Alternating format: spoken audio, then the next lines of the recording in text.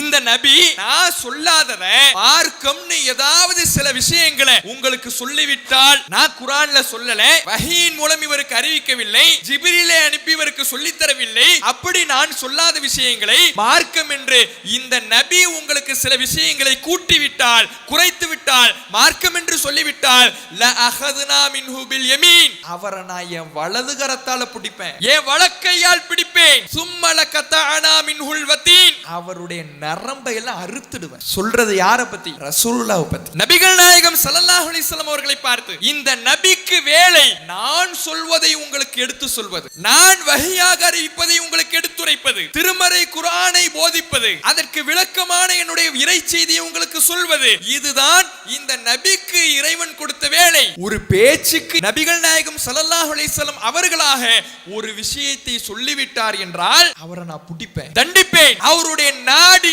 நரம்பை எல்லாம் அறுத்து விடுவேன் என்று அல்லாஹ் சொல்கிறானே. ரசூலுல்லாஹ்வுக்கு இவ்வளவு பெரிய கண்டனம்னா, மார்க்கத்தில் இல்லாததை செய்தால் இவ்வளவு பெரிய கடும் தண்டனைகளும் கண்டனைகளும் எச்சரிக்கைகளும் இறைவனால் கொடுக்கப்படுதுன்னா. அஸ்ஸலாமு அலைக்கும் வரஹ்மத்துல்லாஹி வபரகாத்துஹு. கண்ணியத்திற்குரிய எல்லாம் வல்ல அல்லாஹ்வின் நல்லடியார்களே, அல்லாஹ் ரப்பல் ஆலமீன் நமக்கு இஸ்லாம் என்ற ஒரு அடிப்படையை தந்திருக்கின்றான். இந்த இஸ்லாமிய மார்க்கம் இறைவனுக்கு சொந்தமான மார்க்கம். இதன் உரிமையாளன், இதன் சொந்தக்காரன் அல்லாஹ்தான் என்று இறைவன் தன்னுடைய திருமறை குர்ஆனிலே சொல்லி காட்டுகிறான். அலா அறிந்து கொள்ளுங்கள், லில்லாஹி தீனுல் ஹாலிஸ், இந்த களப்பற்ற தூய்மையான மார்க்கம் அல்லாஹுக்கு சொந்தமானது. இந்த ஒரு சின்னஞ்சிறு வசனத்தை, ஒரு வசனத்தினுடைய ஒரு சிறிய பகுதியை சரியான முறையில் மக்கள் விளங்கியிருப்பார்கள் என்றால், திருமறை குர்ஆனை புரட்டி படித்திருப்பார்கள் என்றால், இன்றைக்கு இந்த இஸ்லாமிய சமுதாயத்தில் மார்க்கத்துக்கு முரணான நடக்கக்கூடிய காரியங்கள், பிதஅத்துகள் தோன்றி இருக்காது. ஒட்டுமொத்த இஸ்லாத்தினுடைய அடிப்படையையும் ரத்தின சுருக்கமாக இந்த சின்னஞ்சிறு வசனத்திலே இறைவன் நமக்கு எடுத்துரைக்கின்றான்.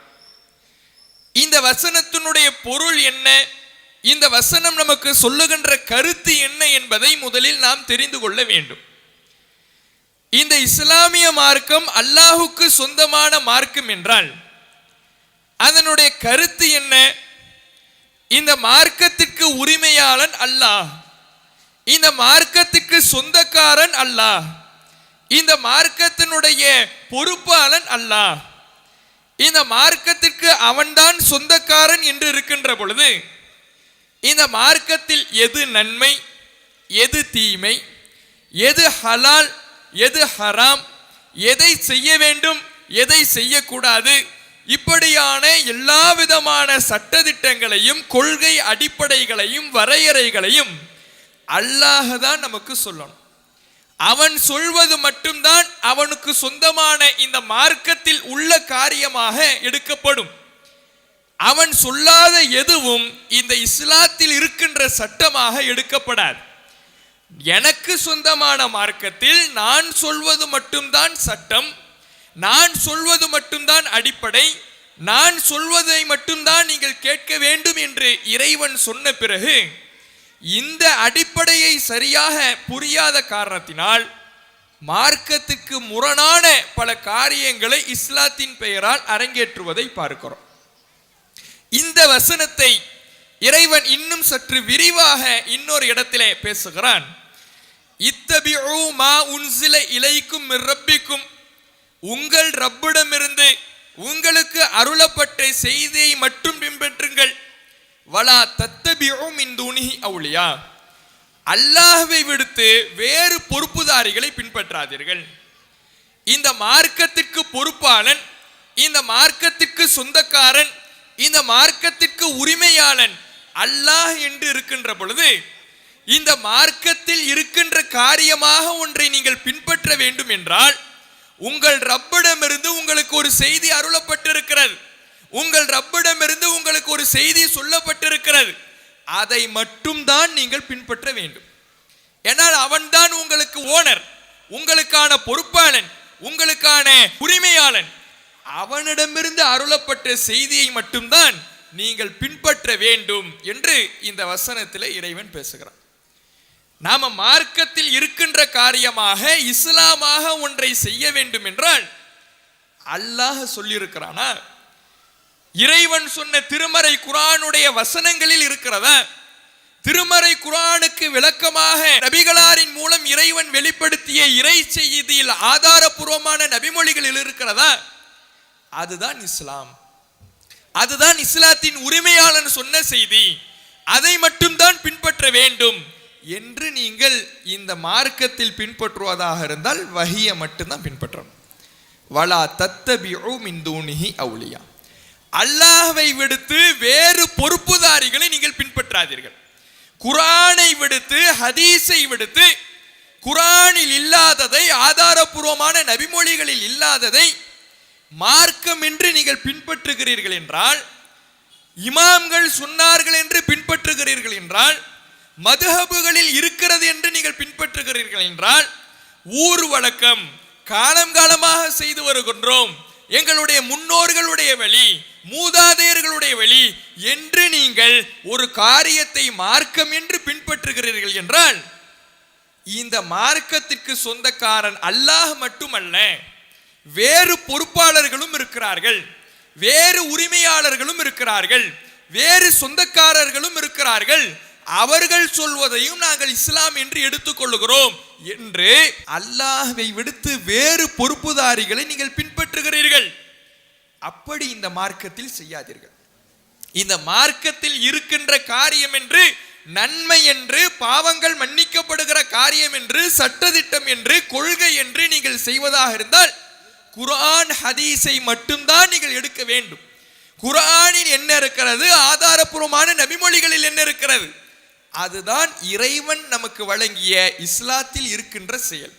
அதை தாண்டி வேறு யார் எதை சொன்னாலும் அது மார்க்கமாக ஆகாது என்ற அடிப்படையை இந்த சிறு வசனத்தில் இறைவன் நமக்கு சொல்லித் தருகிறான். இன்றைக்கு மக்களுடைய நிலையை எடுத்து பாருங்க. இஸ்லாமியர்கள் வஹீயின் அடிப்படையிலே இந்த மார்க்கத்தை பின்பற்ற வேண்டும் என்ற அடிப்படை கொள்கையை மையமாக கொண்டிருக்கின்ற இந்த இஸ்லாத்தை ஏற்றுக்கொண்ட முஸ்லிம்கள் குர்ஆன் ஹதீஸில் இருக்கக்கூடிய காரியத்தை மட்டும் பின்பற்றுகிறார்களா? சில முஸ்லிம்களுடைய நிலை எப்படி இருக்கிறது? யார் எது சொன்னாலும் மார்க்கம், யார் எது சொன்னாலும் நன்மை, நம்முடைய பாவங்கள் மன்னிக்கப்படும், இறைவனிடத்தில் அருள் கிடைக்கும் என்று இஸ்லாத்தில் இல்லாத காரியங்களை எல்லாம் மார்க்கத்தில் இருக்கின்ற காரியமாக செய்கிறார்களா இல்லையா? மார்க்கத்தில் இருக்கின்ற காரியமாக அனுஷ்டிக்கிறார்களா இல்லையா? எங்களுக்கு நன்மை கிடைக்க வேண்டும், பரக்கத்து கிடைக்க வேண்டும், அருள் கிடைக்க வேண்டும், எங்கள் பாவங்கள் மன்னிக்கப்பட வேண்டும், நாளை நாங்கள் சுவனத்தில் போக வேண்டும் என்ற நம்பிக்கையில் எத்தனை காரியங்களை செய்கிறார்கள். அத்துணைக்கும் திருமறை குர்ஆனில் ஆதாரம் இருக்கிறதா? ஹதீஸ்களில் ஆதாரம் இருக்கிறதா? திருமறை குர்ஆனிலேயோ ஹதீஸிலேயோ ஆதாரம் இருந்தால் அது இஸ்லாம். ஆதாரம் இல்லை, ஒரு குர்ஆன் வசனம் இல்லை, ஒரு ஆதாரபூர்வமான நபிமொழி இல்லை, அது இஸ்லாத்துக்கு அப்பாற்பட்ட விஷயம். இந்த அடிப்படையை நபிகள் நாயகம் ஸல்லல்லாஹு அலைஹி வஸல்லம் அவர்கள் தன்னுடைய ஒவ்வொரு உரையிலையும் மக்களுக்கு எச்சரிக்கை செய்வதாக பதிவு செய்கிறார்கள். அல்லாஹ்வுடைய தூதரவர்கள் இந்த எச்சரிக்கையை மக்களுக்கு பதிவு செய்யும் பொழுது அவர்களுடைய குரல்கள் உயர்ந்து விடும், அவர்களுடைய முகம் சிவந்து விடும், கோபத்தில் ஒரு படை வீரனை போல மக்களுக்கு எச்சரிக்கை செய்வார்கள். என்ன எச்சரிக்கை? இன்ன அஸ்தகல் ஹதீஸி கிதாபுல்லாஹ் வ கைரல் ஹதியி ஹதியு முஹம்மத். செய்திகளில் மிக உண்மைத்தன்மையை வாய்ந்தது அல்லாஹ்வுடைய வேதம் திருமறை குர்ஆன். சிறந்த வழிகாட்டல் நபிகளாருடைய வழிகாட்டல், நபிகள் நாயகம் ஸல்லல்லாஹு அலைஹி வஸல்லம் அவர்களுடைய சொல், நபிகளாருடைய செயல், நபிகளாருடைய அங்கீகாரம், இது இரண்டும் தான் நீங்கள் பின்பற்ற தகுந்த செய்தி. மார்க்கம் என்று நீங்கள் பின்பற்றுவதாக இருந்தால் குர்ஆனை பாருங்கள், நபிகளாருடைய வழிகாட்டலை பாருங்கள். இதை தாண்டி வேறு ஒரு செய்திக்கு போயிடாதீங்க. இதில் இல்லாத ஒரு காரியத்தை செய்து விடாதீர்கள், இது இல்லாததை நீங்கள் மார்க்கம் என்று அனுஷ்டித்து விடாதீர்கள். அப்படி செய்தால் அதுதான் நீங்கள் செய்கின்ற காரியங்களிலேயே மோசமான காரியம். ஒஷர்ரல் உமூர், காரியங்களில் மிக மோசமானது முஹ்தஸாத்துஹா, குர்ஆன்ல இல்லாதத, ஹதீஸ்ல இல்லாதத மார்க்கம் என்று நீங்கள் கடைபிடிப்பதுதான் மனிதர்கள் செய்கின்ற காரியங்களிலேயே தீய காரியம். எத்தனையோ பாவம் மனிதன் செய்கின்றான், எத்தனையோ தீமைகள் செய்கின்றான். அந்த தீய காரியங்களில், பாவங்களில், மோசமான செயல்களில் மிக மோசமானது குர்ஆன்ல இல்லாதத, ஹதீஸ்ல இல்லாதத மார்க்கம் என்று செய்வதுதான் மனிதன் செய்கின்ற காரியங்களில் மோசமான காரியம். வகுல்ல முஹதஸத்தின் பித்ஆ வகுல்ல பித்ஆத்தின் ضலாலா வகுல்ல ضலாலத்தின் ஃபின்னார். அப்படியான புதிய காரியங்கள், குர்ஆன் ஹதீஸில் இல்லாத காரியங்கள் எல்லாம் பித்அத். அந்த பித்அத்துகள் தான் வழிகேடு, வழிகேடு நரக படுகொலியிலே உங்களை வீழ்த்தி விடும் என்று நபிகள் நாயகம் ஸல்லல்லாஹு அலைஹி வஸல்லம் அவர்கள் தன்னுடைய ஒவ்வொரு உரையிலையும் எச்சரிக்கை செய்றாங்க. எது பித்அத், எது இஸ்லாம், எது சுன்னத்து, எது பித்அத், இதை இலகுவாக அறிந்து கொள்வதற்கான வழிமுறையையும் இந்த செய்தியில ரசூலுல்லாஹ் கற்றுத்தராங்க. குர்ஆனை பார், ஹதீஸ்களை பார். இந்த குர்ஆனிலேயோ ஹதீஸ்லேயோ ஒரு தகவல் சொல்லப்பட்டால் அது சுன்னத்து, இஸ்லாம், மார்க்கம். அதை நீ பின்பற்று, அதை செய். குர்ஆன்ல இல்ல, ஹதீஸ்ல இல்ல, ஒரு ஆதாரமும் இல்லாமல் ஒன்றை வழிபாடு என்று மக்களிடத்தில் பதிய வைக்கப்படுகிறது என்றால், நன்மை என்று சொல்லப்படுகிறது என்றால், பரக்கத் என்று சொல்லப்படுகிறது என்றால், அதற்கான ஆதாரத்தை தேடு. குர்ஆன்ல இருந்தா, நபிமொழிகள்ல இருந்தா சரி. குர்ஆனில் இல்லை, நபிமொழிகள் இல்லை என்றால் அதுதான் பித்அத், வழிகேடு, நரகத்தில் உன்னை தள்ளிவிடும். இந்த அடிப்படையை மக்கள் புரிந்து கொள்ளாததின் காரணத்தினால்தான் இன்றைக்கு இஸ்லாத்தில் இல்லாத ஏராளமான காரியங்களை செய்யக்கூடியவர்களாக மக்களை பார்க்கிறோம். மார்க்கத்திற்கு முரணான காரியங்களை அரங்கேற்றக்கூடியவர்களாக பார்க்கிறோம். குர்ஆன் ஹதீஸில் இல்லாத எத்தனை காரியங்கள் இன்றைக்கு மக்களிடத்தில் இருக்கிறது. அதை எப்படி செய்கிறார்கள்? நன்மை என்று நினைக்கிறார்கள். இதை செய்தால் எனக்கு பாவங்கள் மன்னிக்கப்படும் என்று கருதுகிறார்கள். இதை செய்தால் எனக்கு இறைவனிடத்திலிருந்து அருள் கிடைக்கும் என்று நினைக்கிறார்கள். நமக்கு நன்மை தருவது, அருள் செய்வது, பரக்கத்து கொடுப்பது, பாவங்களை மன்னிப்பது, சுவனத்தை வாக்களிப்பது அனைத்தும் இறைவன் புறத்திலிருந்து நடக்கக்கூடிய செயல்கள் என்று இருக்கின்ற பொழுது, இதையெல்லாம் தருவதாக இருந்தால், இதையெல்லாம் நமக்கு செய்வதாக இருந்தால், அந்த அல்லாஹ் எதை சொன்னானோ அதை செஞ்சுட்டு தான் இந்த காரியங்களை எல்லாம் தேடணும். ஆனா இவர்களாக ஒரு காரியத்தை செய்துவிட்டு இதெல்லாம் கிடைக்க வேண்டும் என்று நினைக்கக்கூடிய நிலையை பார்க்கிறோம். உதாரணத்துக்கு மௌலித் என்ற ஒரு செயலை செய்கிறார்கள். மௌலித் என்றால் என்ன? நாங்கள் புகழ் பாடுகிறோம். யாருக்கு புகழ் பாடுகிறீர்கள்? நபிகளாருடைய புகழை பாடுகிறோம், முஹைதீனுடைய புகழை பாடுகிறோம், நாகூர் ஷாஹுல் ஹமீதுனுடைய புகழை பாடுகிறோம். ஒவ்வொரு மாதத்திலேயும் ஒவ்வொரு மௌலிதுகள் ஓதுகிறோம். இந்த மௌலிதுகளை நாங்கள் படித்தால், இந்த பாடல்களை நாங்கள் படித்தால் எங்களுக்கு பாவங்கள் மன்னிக்கப்படும், இறைவனிடத்தில் தரஜா உயரும், சுவனம் எங்களுக்கு கிடைக்கும், அருள் கிடைக்கும். இப்படியான நம்பிக்கையிலே இந்த மௌலிதுகளை எத்தனை பேர் செய்து கொண்டிருக்கிறார்கள். இந்த மௌலிதை ஓதினால் புது வீடு புகும் பொழுது ஓதணும், திருமணத்தில் ஓத வேண்டும், ஒரு புதிய கடையை திறந்தா ஓதணும். இப்படி ஒவ்வொரு செயலையும் ஆரம்பிப்பதற்கும் ஒவ்வொரு செயலையும் துவக்குகிற பொழுதும் இந்த மௌலிதுகளை ஓதுகிறீர்களே, யார் இடம் கொடுத்தது? யார் சொன்னது? இந்த மௌலிதுகள் அருளை பெற்று தரும் என்றால் நபிகள் நாயகம் ஸல்லல்லாஹு அலைஹி வஸல்லம் அவர்கள் சொல்லியிருக்க மாட்டார்களா? அல்லாஹ்வுடைய தூதர் அவர்கள் செய்திருக்க மாட்டார்களா? நபிகள் நாயகம் ஸல்லல்லாஹு அலைஹி வஸல்லம் அவர்கள் நமக்கு கற்று தந்திருக்க மாட்டார்களா? அப்படி ரசூலுல்லாஹ் கற்றுத்தராத பல காரியங்களை இஸ்லாம் என்று நம்பி இன்றைக்கு செய்து கொண்டிருக்கிறீர்களே. ஒவ்வொரு வீடுகளிலேயும் உணவு பதார்த்தங்களை தயார் செய்துவிட்டு இந்த மௌலிதை நாங்கள் ஓதினால் அந்த உணவிலே பரக்கத்து கூடிவிடும், அருள் கூடிவிடும் என்று நம்பி மக்களை நம்ப வைத்து, மக்களை மூளை செலவை செய்து இஸ்லாத்தில் இல்லாத காரியங்களை அரங்கேற்றம் செய்து கொண்டிருக்கிறார்களே. இதுக்கு இஸ்லாத்துக்கு என்ன சம்பந்தம்? இந்த இஸ்லாமிய மார்க்கத்தை பற்றி இறைவன் சொல்லுகிற பொழுது அல் யௌம அக்மல்து லக்கும் தீனக்கும் வ அத்மம்து அலைக்கும் நிஅமதி வ ரலீது லக்குமுல் இஸ்லாம தீனா. இன்றைய தினத்தோடு உங்களுக்கு உங்கள் மார்க்கத்தை நான் முழுமைப்படுத்தி விட்டேன், என்னுடைய அருளை உங்களுக்கு பரிபூரணம் செய்து விட்டேன். நான் இன்றைய தினத்தோடு எந்த தீனை முழுமைப்படுத்தினேனோ அந்த இஸ்லாத்தை உங்களுக்கு தீனாக வழங்குகிறேன், பொருந்தி கொண்டு விட்டேன். அல்லாஹ் நமக்கு பொருந்தி கொண்ட, அல்லாஹ் நமக்கு திருப்தி அளித்த, தன்னுடைய திரு பொருத்தம் இருக்கிறது என்று வாக்களித்த இஸ்லாம் எது என்றால் நபிகள் நாயகம் ஸல்லல்லாஹு அலைஹி வஸல்லம் அவர்களுடைய காலத்தோடு முழுமைப்படுத்தப்பட்ட மார்க்கம் தான் உங்களுக்கு நான் தந்திருக்கிற மார்க்கம்னு அல்லாஹ் சொல்றான். ரசூலுல்லாஹ்வுடைய காலத்தோடு இந்த மார்க்கம் பரிபூர்ணம் செய்யப்பட்டு விட்டது என்றால் ரசூலுல்லாஹ் மௌத்தாகிற பொழுது எது மார்க்கமாக இருந்ததோ அதுதான் மறுமை நாள் வரை மார்க்கம். ரசூலுல்லாஹ் மௌத்தாகும் பொழுது எது இஸ்லாத்தில் இருக்கின்ற காரியமாக இல்லையோ அது மறுமை நாள் வரையும் இஸ்லாமாக ஆக முடியாது. ரசூலுல்லாஹ் மௌத்தாகி ஒரு செகண்ட் கழிச்சு ஒரு காரியத்தை புதுசா செய்யறாங்க, அது இஸ்லாமாக கருதப்படுமா? அதை செய்தால் இறைவனிடத்தில் நன்மை கிடைக்குமா, பரக்கத்து கிடைக்குமா? அதுக்கும் இஸ்லாத்துக்கும் எந்த சம்பந்தமும் கிடையாது. அப்படி இருக்கும் பொழுது இந்த மௌலிதுகள்லாம் 300 வருஷத்துக்கு 200 வருடத்திற்கு முந்தி வந்த பாடல்கள், யாரோ ஒருவர் எழுதி வைத்து சென்ற பாடல்கள். இதை படித்தால் எங்களுக்கு நன்மை கூடும்னு நம்புறதுக்கு யார் அதிகாரம் கொடுத்தது? நபிகள் நாயகம் ஸல்லல்லாஹு அலைஹி வஸல்லம் அவர்கள் சொன்னார்களா?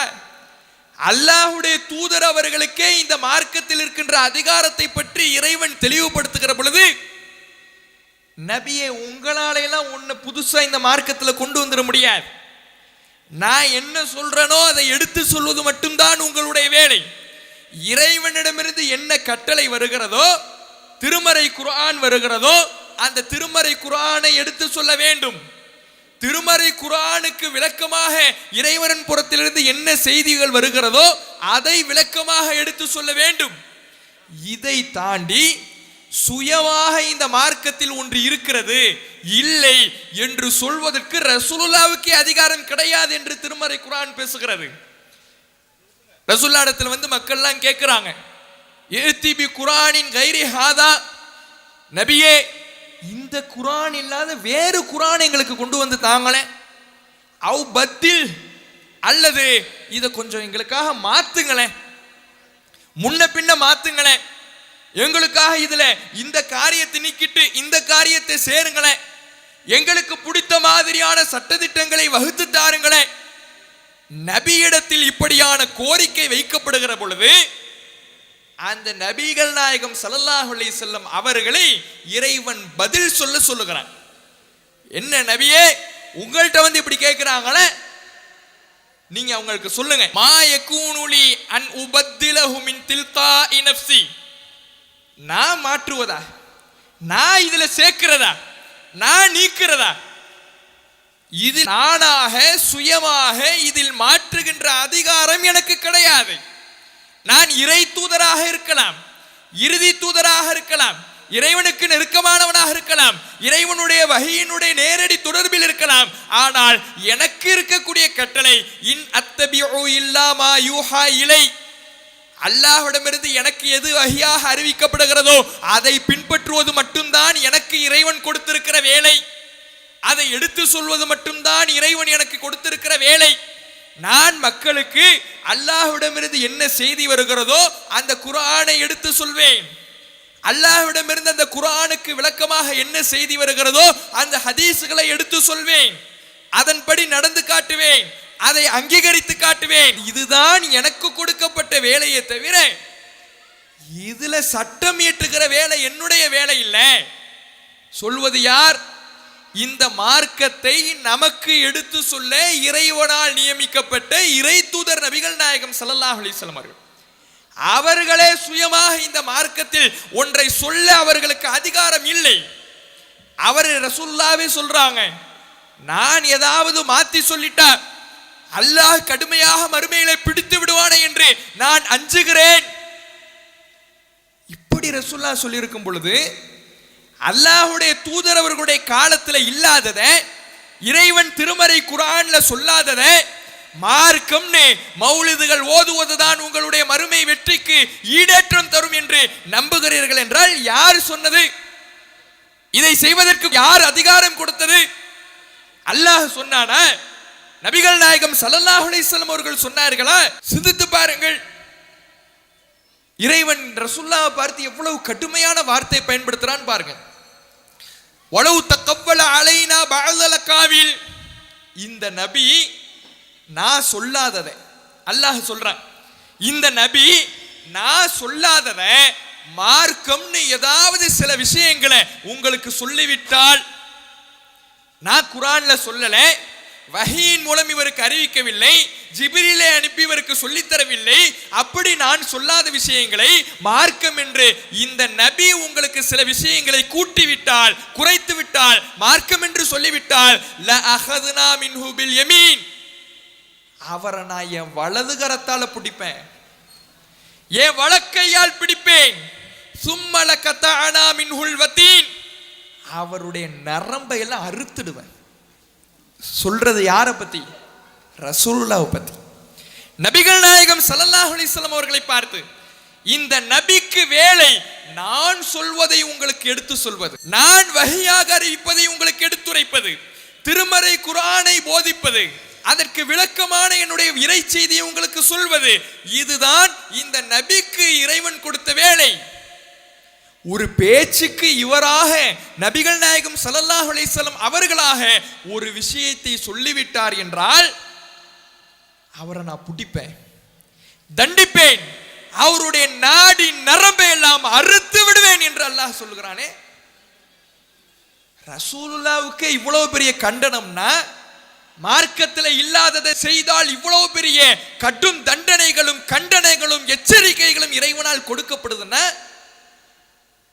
இந்த மௌலித சொன்னது யாரு? மௌலிதை யார் நமக்கு சொல்லிக் கொடுத்தது? மௌலிதை நாம் செய்வதாக இருந்தால், மார்க்கம் என்று பின்பற்றுவதாக இருந்தால், அல்லாஹ்விடமிருந்து ஆதாரம் இருக்க வேண்டும், திருமறை குர்ஆனுடைய வசனங்கள் இருக்க வேண்டும், ஆதாரபூர்வமான நபிமொழிகள் இருக்க வேண்டும். அப்படியான ஆதாரம் ஏதேனும் ஒன்று இந்த 40 ஆண்டு கால பிரச்சார பயணத்திலே, தௌஹீது பிரச்சார பயணத்திலே ஒவ்வொரு முறையும் கேட்கப்படுகிறதே, கொடுக்கப்படுகிறதா? ஒரு ஆதாரம், தொழுகைக்கு ஆதாரம் இருக்குதா இல்லையா? நாம செய்கின்ற வணக்க வழிபாடுகள் ஒவ்வொன்றையும் எடுத்து பாருங்க, ஒவ்வொன்றுக்கும் குர்ஆனுடைய வசனம், ஹதீஸ்.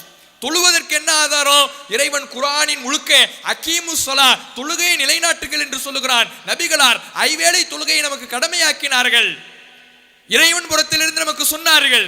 அது தொழுகைக்கான ஆதாரம் இஸ்லாம். ஜகாத்துக்கு என்ன ஆதாரம்? வஆத்து ஜகாத் என்று இறைவன் குர்ஆனில் சொல்லுகிறான். ஜகாத் எவ்வளவு கொடுக்க வேண்டும், எப்படி கொடுக்க வேண்டும், நபிகள் நாயகம் ஸல்லல்லாஹு அலைஹி வஸல்லம் அவர்கள் நமக்கு விளக்கி சொன்னார்கள். இஸ்லாம் இது போன்று நோன்பு, ஹஜ்ஜி, உம்ரா, குர்ஆன் ஓதுறது, தர்மம் செய்யறது, இப்படி எல்லா விதமான வணக்க வழிபாடுகளுக்கும் குர்ஆன் வசனம் இன்னது, ஹதீஸ்கள் இன்னது என்று சொல்லப்படுகிறது. அதனால் அது இஸ்லாம், இறைவனின் பொருத்தத்தை பெற்ற வணக்கங்கள், அமல்கள். இதையெல்லாம் நம்ம அமல்னு நம்பி செய்கிறோம். அதுக்கெல்லாம் ஆதாரம் இருக்கிறது என்றால் மௌலிதையும் வணக்கம் தானே நம்பி செய்றீங்க. இந்த மௌலிதிற்கு ஆதாரம் 40 ஆண்டு காலமாக கேட்கப்படுகிறது. குர்ஆன் வசனத்தை சொல்லுங்கள், ஹதீஸ்களை சொல்லுங்கள். இது அமல் என்றால், இஸ்லாம் என்றால், மார்க்கத்தில் உள்ள காரியம் என்றால், நமக்கு நன்மையை பெற்றுத்தரும் என்றால் அதற்கான ஆதாரங்களை கொடுங்கள் என்று 40 ஆண்டு காலமாக மக்கள் மத்தியிலே திரும்ப திரும்ப கேட்கப்படுகிறது. எந்த ஆலிம் சாவாவது அதற்கான ஆதாரத்தை கொடுத்தாரா? இந்த குர்ஆன் வசனம், இந்த ஹதீஸ் சொல்லப்படுகிறத.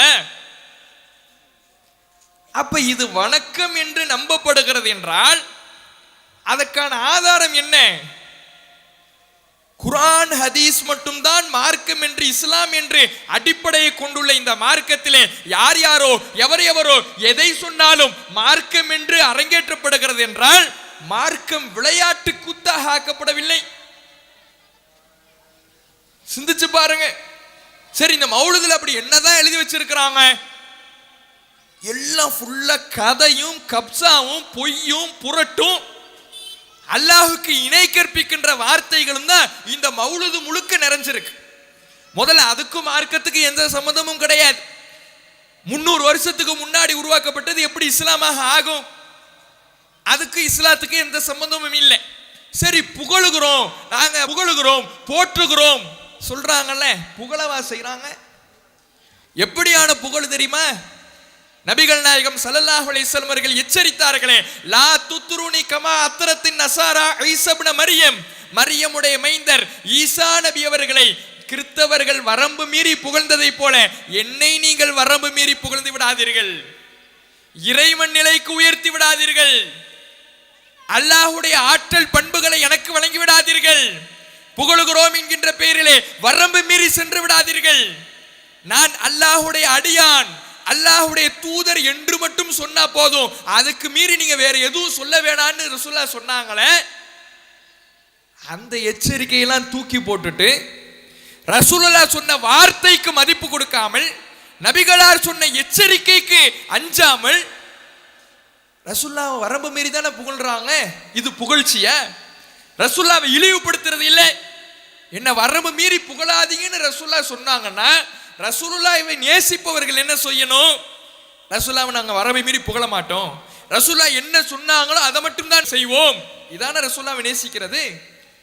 ரசூலுல்லாஹ் சொன்னா சொல்லிட்டு போகட்டும், அவங்க 1000 சொல்லுவாங்க, அதையெல்லாமா கேட்டுக்கிட்டு இருக்க முடியும் அப்படின்னு சொல்லி வரம்பு மீறி புகழாதீங்கன்ற அந்த எச்சரிக்கையை தூக்கி வீசிவிட்டு, யாமன் தமாதா வஜ்தரம் லுத் துப் பிமன் ஹல்லல் ஹரம், மௌலுதுல சுபஹான மௌலுது பாட்டுல எழுதி வச்சிருக்கிறாங்க. குற்றம் புரிந்து விட்டவனே, பாவம் செய்து விட்டவனே, பாவத்தில் நீடித்திருப்பவனே, நீ போய் ஒதுங்கு, சரணடைந்து விடு, பாவத்தை ஒத்துக்கோ, பாவ மன்னிப்பு தேடு, தௌபா தேடு. இதெல்லாம் யார் இடத்துல சொல்றாங்க? அல்லாஹ் இடத்துலயா?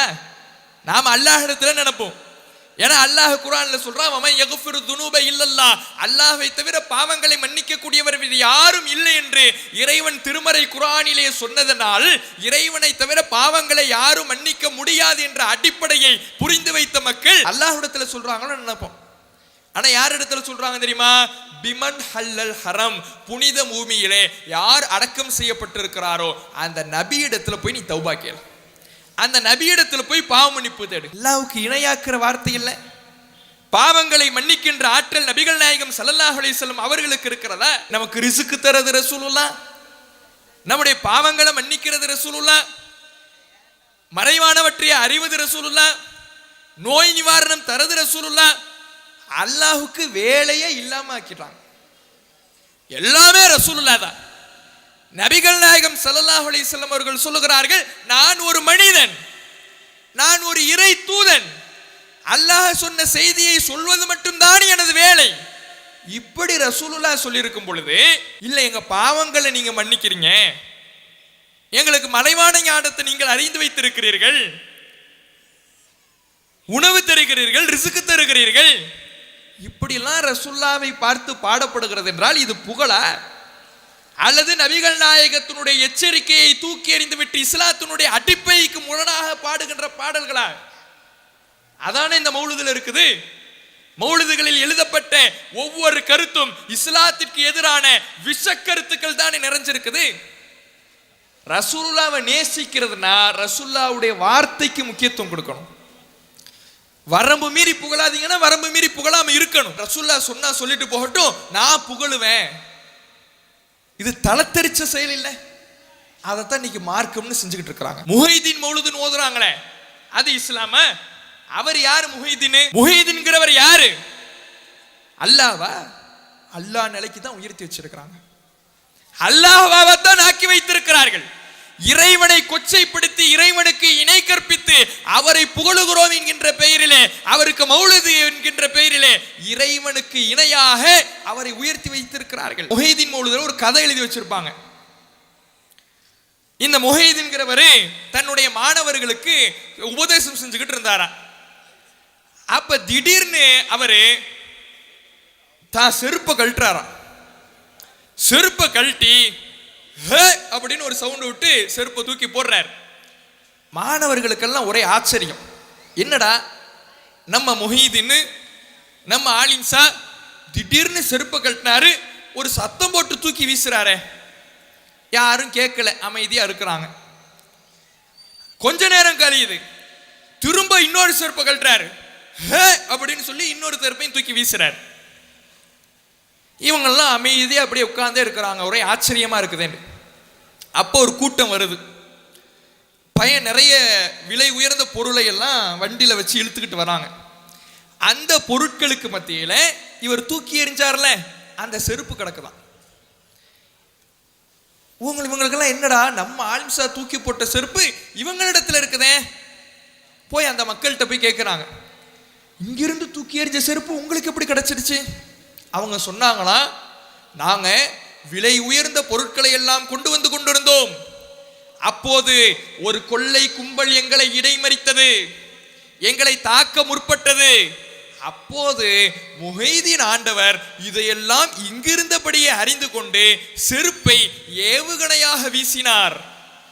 செருப்பை வீசின உடனே அந்த செருப்பு புறப்படுது, ராக்கெட்டாக புறப்படுது, வருது வருது வருது வருது வருது. கடைசியில் இந்த கொள்ளைக்காரர்களை வந்து குத்தி கொலை பண்ணிடுச்சு. அதுக்கப்புறம் இன்னொருத்தவன் எழுந்திருச்சு வந்தான், அவனுக்கு இன்னொரு செருப்பு அனுப்பினாரு, அவனையும் சாகடிச்சிடுச்சு. இந்த புனித செருப்பை நாங்கள் ஏந்தி வந்து விட்டோம். இவர் இங்க இருக்கிறவருக்கு அங்க கொள்ளைக்காரன் வந்திருக்கிறான் எப்படி தெரிஞ்சிச்சு? கொள்ளைக்கார கும்பல் அங்கே வந்தது என்பது இவருக்கு எப்படி தெரிந்தது? அல்லாஹ் தான் இந்த உலகத்தில் இருக்கின்ற எல்லா அண்ட சராசரங்களையும் ஆளுகின்ற அல்லாஹ் அர்ஷில் இருந்தபடி இந்த உலகத்தின் ஒரு மூளை முடுக்கில் ஒரு இலை விழுந்தாலும் அறிபவன் அல்லாஹ். இந்த உலகத்தில் இலை உதிர்ந்தாலும் அறிகின்ற ஆற்றல் அல்லாஹ்வுக்கு இருக்குதுன்னு சொல்றானே, அந்த மறைவானவற்ற ஆற்றலை இவருக்கு கொடுக்கிறாங்களே. ஒரு மனிதனால் அப்படி அறிய முடியுமா? அப்படி இறைவனுக்கு இருக்கின்ற ஆற்றலை இந்த மனிதருக்கு கொடுத்து விட்டு இறைவனுக்கு இணை கற்பிக்கிற வார்த்தை, இணை கற்பிக்கின்ற கதைகள், அல்லாஹ்வை அவமானப்படுத்திக்கிட்டு அல்லாஹ்வை குறைப்படுத்தி கொண்டு இறைவனுடைய ஆற்றலை எல்லாம் மனிதர்களுக்கு வழங்கி நாங்க மார்க்கத்துக்கு மகத்தான சேவை செய்கிறோம் என்பதை போல இப்படியான வணக்க வழிபாடுகளை செய்கிறார்களே, என்ன ஆதாரம் தான் கேட்கிறோம். இதெல்லாம் செய்றீங்க சரி, வழிபாடு என்று செய்வதாக இருந்தால், மார்க்கம் என்று செய்வதாக இருந்தால் என்ன ஆதாரம்? குர்ஆன்ல இருந்து வசனத்தை கொடுங்க, ஹதீஸ்ல இருந்து ஆதாரத்தை கொடுங்க. இதைத்தான் கேட்கின்றோம். கொடுக்கப்படுகிறதா? உடனே சில அறிவு ஜீவிகளாக சில கேள்விகளை கேட்கிறாங்க. நோட்டீஸ் கொடுக்குறீங்களே, என்ன ஆதாரம்? ரசூலுல்லாஹ்வுடைய காலத்துல நோட்டீஸ் இருந்துச்சா? மைக்கில் பேசுறீங்களே, ரசூலுல்லாஹ்வுடைய காலத்துல மைக் இருந்துச்சா? இதெல்லாம் பிதாத்து இல்ல, நாங்க ரசூலுல்லாஹ்வை புகழ்றது மட்டும் பிதாத்தா அப்படின்னு கேட்கிறாங்க. மைக்கில் பேசுனா அல்லாஹ்வுடைய அருள் இறங்கும் சொன்னோமா? மைக்கில் பேசுனா இறைவனுடைய பரக்கத்து கிடைக்கும் சொன்னோமா? மைக்கில் பேசுனா எனக்கு நான் அப்படியே டைரக்டா சொர்க்கத்துல பூந்துடுவேன் சொன்னோமா? மார்க்கம் என்று செய்யக்கூடியதற்கு ஆதாரம் கேட்டால், மைக்கில் பேசுறீங்க, நோட்டீஸ் கொடுக்குறீங்கன்னா எவ்வளவு பெரிய அறிவு ஜீவிகள்னு பாருங்க. இவர்களின் பின்னால் மக்கள் செல்வதா? குர்ஆன் ஹதீஸின் அடிப்படையில் மக்கள் ஒன்றிணைய வேண்டுமா? இஸ்லாமிய மக்கள் இது போன்ற அறிவு ஜீவிகள் என்ற பெயரில ஒரு கேள்வி கேட்கிறோங்கிற பேர்ல மார்க்கத்தை இப்படி அணுகுவது? இப்படி இந்த மௌலிது ஓதி மக்களிடத்தில் தங்களுடைய பிழைப்பை சம்பாதியத்தை ஏற்படுத்திக் கொள்ள வேண்டும் என்பதற்காக இஸ்லாத்தில் இல்லாத காரியங்களை மக்களிடத்தில் சொல்லிக் கொண்டிருக்கிறார்கள். மக்கள் விழிப்புணர்வு அடைய வேண்டும், எச்சரிக்கையோடு நடந்து கொள்ள வேண்டும். காசு கொடுத்து செலவு பண்ணி ஆலிம்சா வர வச்சு ஓதுறீங்களே, இதெல்லாம் நன்மையை பெற்று தராது, பரக்கத்தை பெற்று தராது, இறை அருளை பெற்று தராது. அதையெல்லாம் பெற்று தருவதாக இருந்தால் அதையெல்லாம் வழங்குகிற அல்லாஹ் ரப்புல் ஆலமீன் சொல்லி இருக்கணும், சொல்லலையே.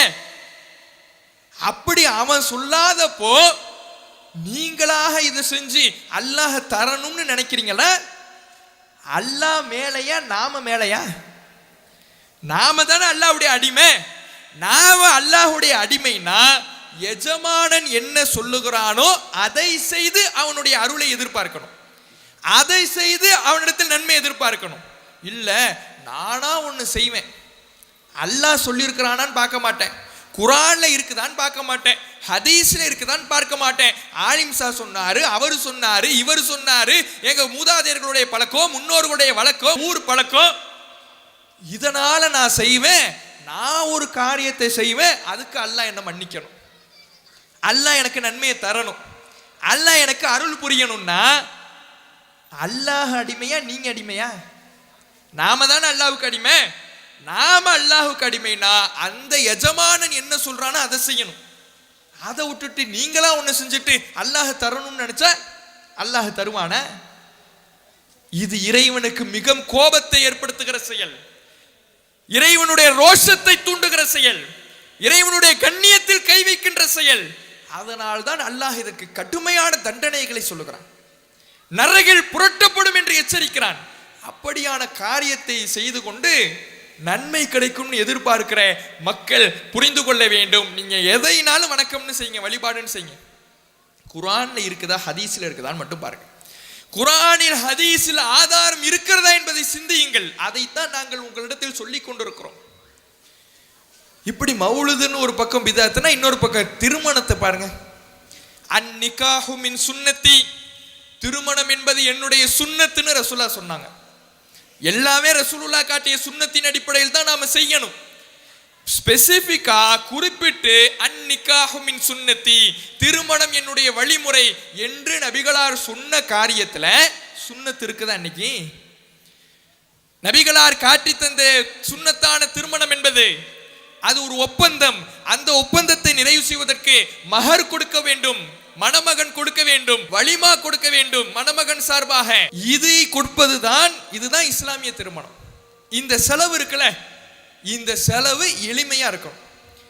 இன்ன அஅலம நிக்காஹி பரக்கா ஐஸருஹுமா ஊனா, பரக்கத்து பொருந்திய திருமணம் செலவு குறைந்த திருமணம். இதுதான் சுன்னத்தான திருமணம். இப்ப திருமணத்துல ஏராளமான பிதஅத்துகளை செய்யறத பார்க்கிறோம். மாலை அணிவிக்கிறது, ரசூலுல்லாஹ் சொல்லி கொடுத்த பாரக்கல்லாஹு லக பாரக அலைக்க அந்த துவாவை விட்டுட்டு அல்லீஃப் பைனகுமான் இவங்களாம் ஒரு துவாவை உருவாக்கிக்கிட்டது, வரதட்சணை வாங்கி திருமணம் முடிக்கிறது, எளிய திருமணம்ங்கிற பேச்சுக்கே இடமில்லாம ஆடம்பர திருமணங்களை செய்கிறது, இது போல ஏராளமான காரியங்களை செய்யக்கூடியவங்களா பார்க்கிறோம். அப்ப சுன்னத்துக்கு, எளிய திருமணம் என்பது ஒரு சுன்னத், அந்த சுன்னத்துக்கு முக்கியத்துவம் கொடுக்கப்படலை.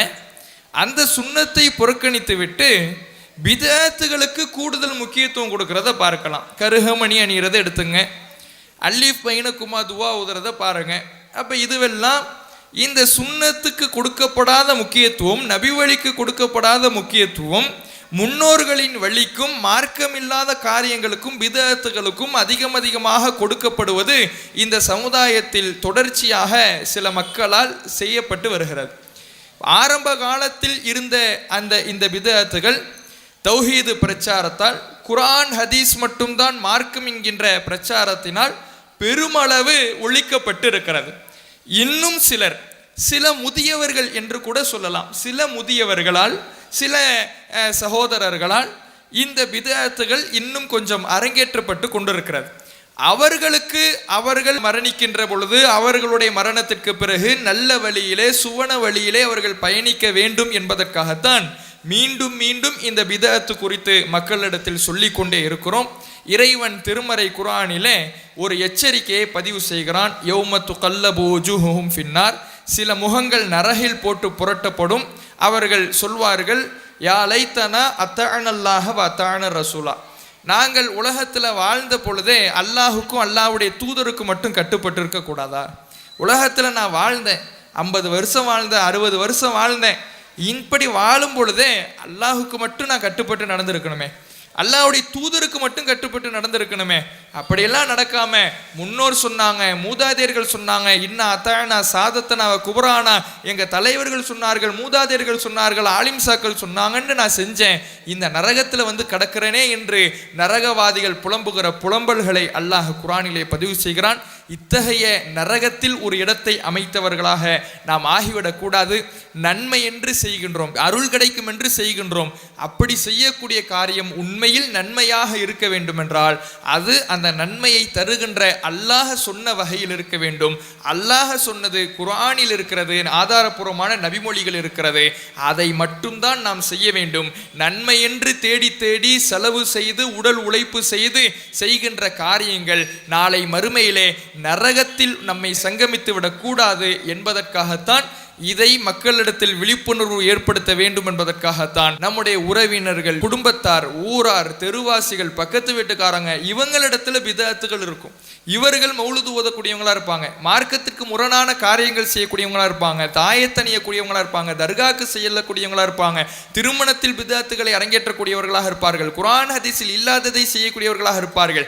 அவர்களுக்கு சரியான மார்க்கத்தை போதிப்பதற்காக நாம் அவர்களையும் அழைத்து வந்து அவர்களுக்கு சத்திய விழிப்புணர்வை ஏற்படுத்த வேண்டும்.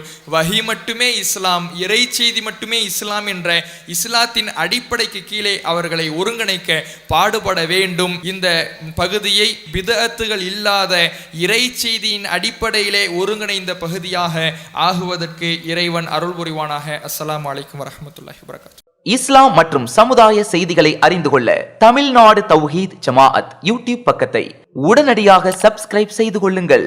மேலும் பெல் பட்டனையும் கிளிக் செய்து கொள்ளுங்கள்.